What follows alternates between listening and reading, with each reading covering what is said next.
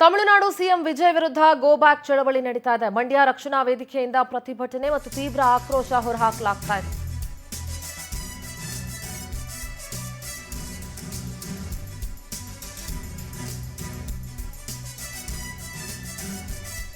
Go back Vijay poster ಹಿಡಿದು ಪ್ರತಿಭಟನೆ ನಡೆಸಿ ಘೋಷಣೆಗಳನ್ನ ಕೂಗಲಾಗ್ತಿದೆ.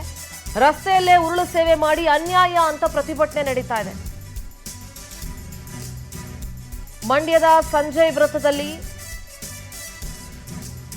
ಚಹಾ ತಯಾರಿಸಿ ಪ್ರತಿಭಟನೆ ನಡೆಸ್ತಾ ಇದ್ದಾರೆ. ಕಾವೇರಿ ವಿಚಾರದಲ್ಲಿ ಖ್ಯಾತೆ ಈಗ ಮಾತುಕತೆಗೆ ಬರ್ತಾ ಇದ್ದಾರೆ.